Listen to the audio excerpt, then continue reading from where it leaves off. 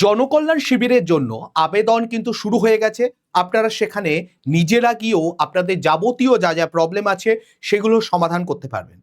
শুধু অন্নপূর্ণা ভাণ্ডার বা যুব শক্তির জন্য নয়, যাবতীয় যা যা প্রকল্প রয়েছে তার জন্য কিন্তু এখানে আপনারা হেল্প পাবেন।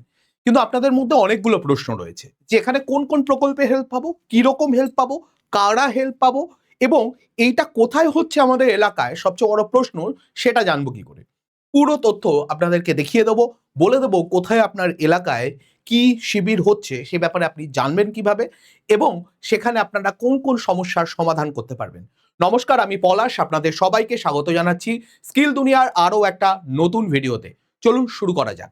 সবার প্রথমে আমাদের এই যে প্রকল্পটার কথা বলছি, এটা প্রকল্প কম, একটা বাঞ্চ অফ প্রকল্প, অনেকগুলো প্রকল্পের সমাধান আজকে আপনারা পাবেন এবং সেটা কি জনকল্যাণ শিবির। এর আগে আমরা যেরকম দেখছিলাম যে পূর্ববর্তী সরকার, মানে এর আগে টিএমসিপি সরকার যেটা ছিল, টিএমসি যে সরকার ছিল সেই সরকার কিন্তু দুয়ারে সরকার প্রকল্প করত।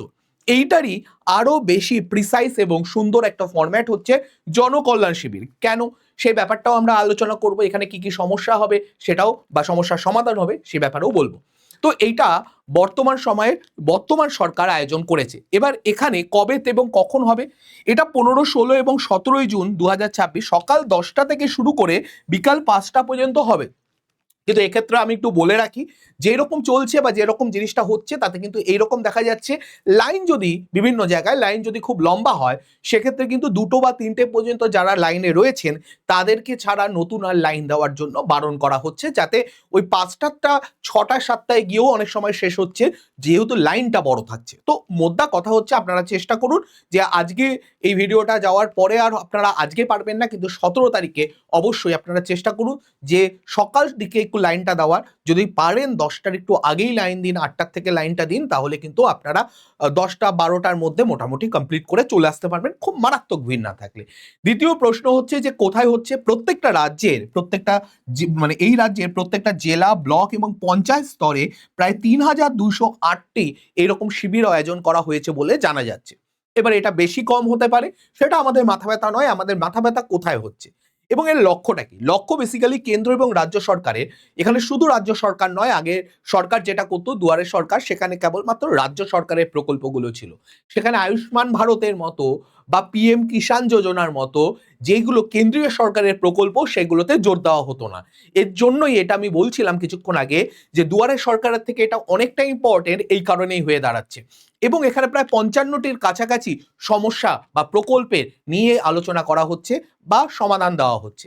এবার পরের প্রশ্ন, যেটা কি কি কোন কোন প্রকল্পের কথা বলা হচ্ছে, আমি কয়েকটা ইম্পর্টেন্ট প্রকল্প যেটা আপনাদের মাথা ব্যথা থাকবে সেরকম কিছু প্রকল্পের কথা বলি। যদি স্বাস্থ্য ও সুরক্ষার কথা বলা হয় তাহলে অবশ্যই আয়ুষ্মান ভারত, পিএম সুরক্ষা বিমা, বিনামূল্যে সামাজিক সুরক্ষা যোজনা যেগুলো আছে সেগুলো সবকটা নিয়ে এখানে আলোচনা হচ্ছে বা সমাধান দেওয়ার চেষ্টা করা হচ্ছে। কৃষি এবং খাদ্যের ক্ষেত্রে অবশ্যই পিএম কিষাণ, কিষাণ ক্রেডিট কার্ড, অন্নপূর্ণ যোজনা যেটা নিয়ে অনেকের খুব মাথা ব্যথা থাকে সেই ব্যাপারটা, এবং তার সঙ্গে রেশন কার্ডের কিছু আপডেশনের কাজও হচ্ছে। সব আপডেশন নয়, কিছু পার্টিকুলার কার্ড। শিক্ষা এবং যুব সমাজের ক্ষেত্রে অবশ্যই student credit card, Shikshashree, Medhashree, Kanyashree, এইসব জিনিসগুলো এবং এই রিলেটেড যে জিনিসগুলো আছে, এবং যেগুলো অবশ্যই যুব শক্তির ব্যাপারটা নিয়েও কিছু কিছু সমাধান দেওয়া হচ্ছে। কর্মসংস্থানের ক্ষেত্রে পিএম বিশ্বকর্মা, মুদ্রা লোন, ই শ্রম কার্ড, জব কার্ড যেগুলো রয়েছে সেগুলো নিয়েও। এর মধ্যে কোনো প্রকল্প নিয়ে আপনাদের যদি আরো ডাউট থাকে, আমরা কিন্তু বেশ কিছু প্রকল্প যেমন আয়ুষ্মান ভারত, যেমন যুব শক্তি, যেমন অন্নপূর্ণা ভাণ্ডার, বার্ধক্য ভাতা, এগুলো নিয়ে আমি অলরেডি ভিডিও করেছি। আপনারা যে না দেখে থাকেন সেগুলো দেখতে পারেন। নতুন কোনো প্রকল্প নিয়ে আপনাদের যদি কোনো কোয়ারি থাকে বা মনে হয় ভিডিও করা দরকার, আমাকে জানাবেন, আমি অবশ্যই সেটার উপরও ভিডিও করে দেবো। পরের প্রশ্ন হচ্ছে এটা কিভাবে চেক করব যে আমাদের যে এলাকায় যে শিবিরটা হচ্ছে সেটা এক্স্যাক্টলি কোথায় হচ্ছে। এটা একটা বড় প্রশ্ন এবং আমি মনে করি এটা খুব ভ্যালিড প্রশ্ন। তার জন্য আমি পুরো চাইছি এটাকে ওয়েবসাইট ভিজিট করিয়ে দেখিয়ে দেওয়ার জন্য। ওয়েবসাইটটা কি, আমি এটার লিঙ্ক পিন কমেন্টে দিয়ে দেবো।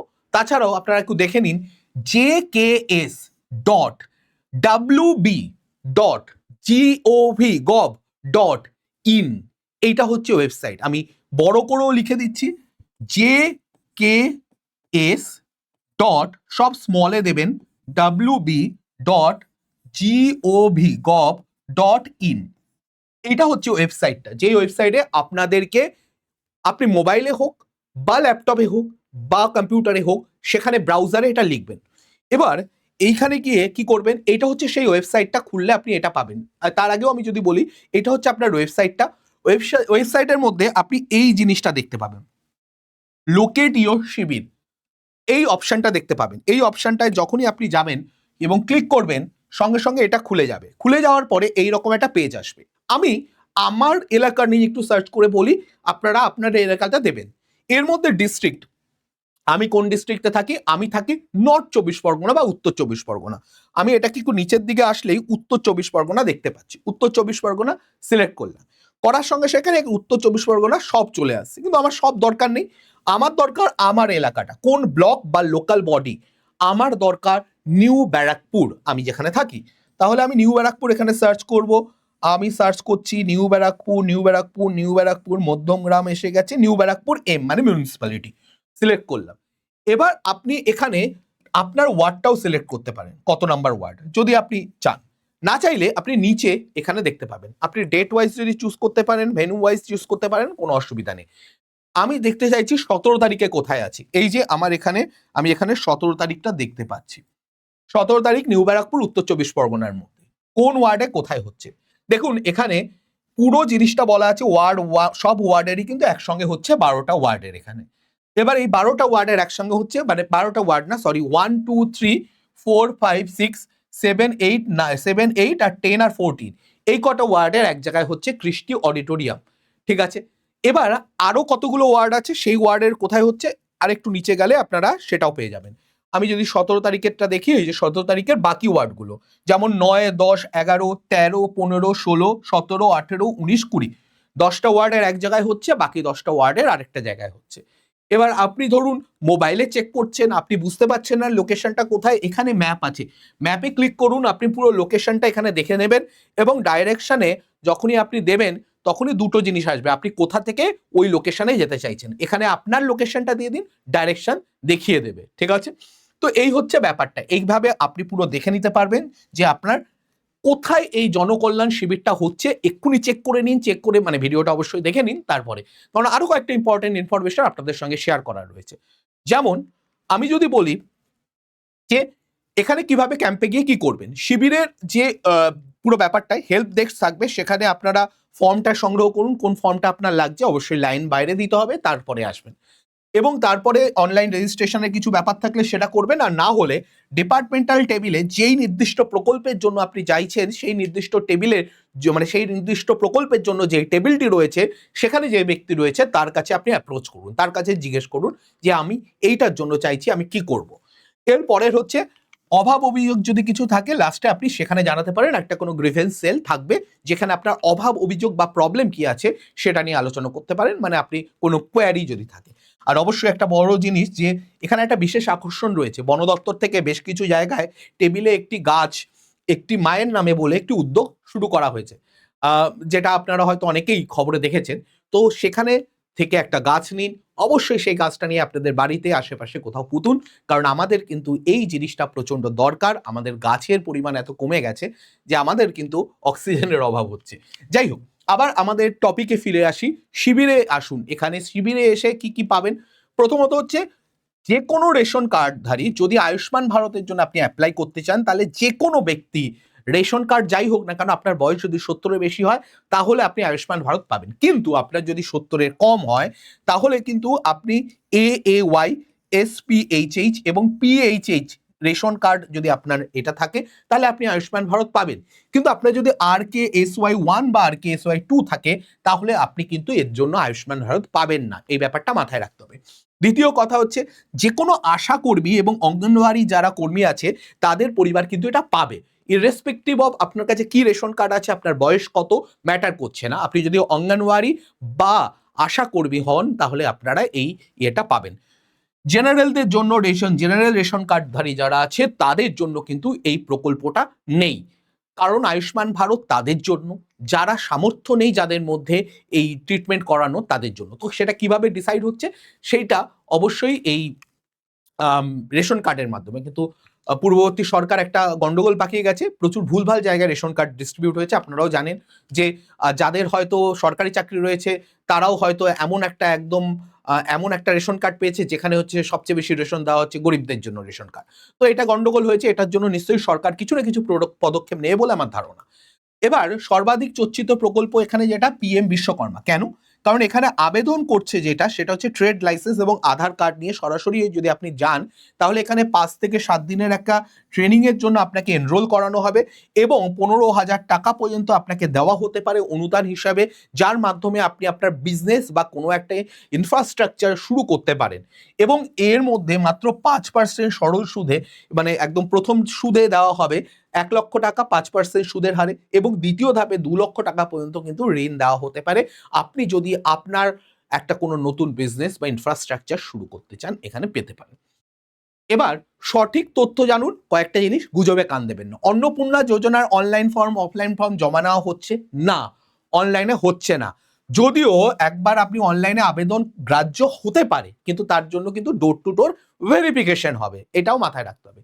দ্বিতীয় পয়েন্ট হচ্ছে, অনেকেই বলছে এই ক্যাম্পে বৃদ্ধ ভাতা বিধবা ভাতার জন্য নতুন আবেদন হচ্ছে না, সাধারণদের জন্য নয়। জুলাই মাস থেকে নতুন আবেদন আবার শুরু হতে পারে, কিন্তু শুধুমাত্র এসসি এসটিদের জন্য কিছু ক্ষেত্রে এটা করা হচ্ছে, তাও সব ক্ষেত্রে নয়, কিছু কিছু ক্ষেত্রেই। তৃতীয় পয়েন্ট ছিল যেটা কৃষক বন্ধু স্বামী বিবেকানন্দ যেই স্কিমটা রয়েছে স্কলারশিপের জন্য আবেদন চলছে, এই মুহূর্তে এটা বন্ধ আছে, শুধুমাত্র পিএম কিষাণ চালু আছে। এই প্রকল্পগুলোর জন্য হয়তো পরবর্তীকালে কোনো আবার ক্যাম্প করা হতে পারে, সেটা এখন হচ্ছে না। তো এই ব্যাপারগুলো আপনাদের মাথায় রাখতে হবে। এবার প্রশ্ন হচ্ছে আমরা এখানে কি কি নথি নিয়ে যাব। দেখুন, সবকটা লাগবে কিনা তার কোনো গ্যারেন্টি নেই, কিন্তু আমি যেগুলো বলছি সেগুলো অবশ্যই সঙ্গে রাখুন। Aadhaar card, voter card, ration card, ব্যাংকের পাসবইয়ের প্রথম পাতা এবং পাসপোর্ট সাইজের 2 থেকে 3 কপি ফটো। প্রত্যেকটা অরিজিনাল ডকুমেন্টসে চেষ্টা করুন যে একটা করে জেরক্স অন্তত সঙ্গে রাখা, একটা বা দুটো কপি। দেখুন, আবার লাইনে দাঁড়াবেন, সমস্যা হলে কোনটা লাগবে লাগবে না তার থেকে ভালো কিনা যে আপনি ডকুমেন্টসগুলোকে সঙ্গে রাখুন। এবং সেইগুলোর যদি পারেন প্যান কার্ডটাও, আপনি যদি ট্যাক্স দিতে থাকেন তাহলে প্যান কার্ডটাও সঙ্গে রাখতে পারেন। এবং জেরক্সটা রাখতে বলছি কারণ যদি জমা করতে চায়, সেফ সাইটের জন্য বলছি, নাও নিতে পারে। এবার কিছু কিছু প্রকল্পের জন্য আলাদা কিছু রাখতে পারে, যেমন কৃষকদের জন্য জমির পর্চা এবং ট্যাক্স রসিদ লাগতে পারে। ছাত্রছাত্রীদের জন্য যদি কোনো ডিসকাউন্ট হয় তাহলে মার্কশিট এবং কাস্ট সার্টিফিকেট লাগতে পারে। ব্যবসায়ীদের জন্য ট্রেড লাইসেন্স লাগতে পারে। এগুলো আলাদা, আমি জেনারেলের কথা বলছি, জেনারেলদের জন্য এইটুকুই যথেষ্ট। ঠিক আছে, এই হয়ে গেল আমার ব্যাপার। এবার কয়েকটা ব্যাপার আপনারা একটু মাথায় রাখুন, যে প্রথমত হচ্ছে এখানের জন্য কাউকে কোনো রকম পয়সা দেবেন না, কারণ এটা সরকারের তরফ থেকে সম্পূর্ণ বিনামূল্যে একটা ক্যাম্প অর্গানাইজ করা হয়েছে, যেখানে আপনাদের পরিষেবা দেওয়ার জন্য সরকার এর জন্য কোনো টাকা চার্জ করছে না, আপনিও কাউকে কোনো রকম ভাবে চার্জ দেবেন না, টাকা দেবেন না। প্রচন্ড গরম পড়েছে, অনেকক্ষণ রোদে লাইন দিতে হতে পারে, সঙ্গে জল রাখুন, ছাতা রাখুন, নিজের সেফটিকে মাথায় রেখে এগোন, কোনোভাবে নিজের সেফটির সঙ্গে কম্প্রোমাইজ করবেন না। তৃতীয় পয়েন্ট হচ্ছে, কোনো সিম সম্পর্কে যদি সংশয় থাকে সরাসরি হেল্প ডেস্কে যোগাযোগ করুন অধিকারীদের সঙ্গে। কোনোভাবে অন্য কারোর মতামত শুনে আপনি ডিসিশন নেবেন না, বা আপনি কি কেউ লাইনের সামনে বলল ও এটা তো এখানে হচ্ছে না, আপনি লাইন থেকে বেরিয়ে গেলেন, সামনে এসেও এটা করবেন না। লাইন দিন, লাইন দিয়ে শুনুন, হতে পারে আপনার সময়টা কিছুটা নষ্ট হলো, হয়তো সত্যি সেখানে সেই প্রকল্পটার জন্য সমাধান পাচ্ছেন না, কিন্তু শুনে নিতে কি অসুবিধা আছে? আপনার প্রশ্নগুলোর একটা অথেন্টিক জায়গা থেকে অন্তত উত্তর তো পাবেন। তো তার জন্য বলছি এই শিবিরটাকে অবশ্যই আপনারা অ্যাটেন্ড করুন। 17 তারিখে আপনাদের রয়েছে, আমি বলে দিলাম কিভাবে চেক করবেন, পুরো ভিডিওটা দেখে নিন। আর আজকের ভিডিওটা এই পর্যন্তই রাখবো। আশা করি এই ভিডিওটা আপনারা অন্যদের সঙ্গে, তাদের সঙ্গে শেয়ার করবেন যাদের এটা প্রচণ্ড প্রয়োজন, যাদের জীবনে এটা একটা বড় পরিবর্তন আনতে পারে। কোনো না কোনো অন্নপূর্ণা ভাণ্ডার বা অন্য কোনো যুবশক্তি হোক, আয়ুষ্মান ভারত হোক, যার যা নিয়ে প্রশ্ন আছে ওখানে গিয়ে কোয়ারি করে অনেকটাই সমাধান পাবেন। ভিডিওটা শেয়ার করে দিন বেশি করে, যাতে কিনা সবার এর বেনিফিট পেতে পারে। আজকের ভিডিওটা এই পর্যন্তই রাখবো। আশা করি এই ভিডিওটা আপনাদের ভালো লেগেছে। ভালো লাগলে অবশ্যই লাইক করবেন। চ্যানেলে নতুন হলে অবশ্যই সাবস্ক্রাইব করুন, যাতে কিনা আমাদের এই বড় পরিবারের আপনিও একটি অংশ হতে পারেন। আপনাদের কন্ট্রিবিউশন আমাদের জন্য প্রচণ্ড জরুরি। ভালো থাকবেন, সুস্থ থাকবেন। জয় হিন্দ, জয় ভারত, জয় পশ্চিমবঙ্গ।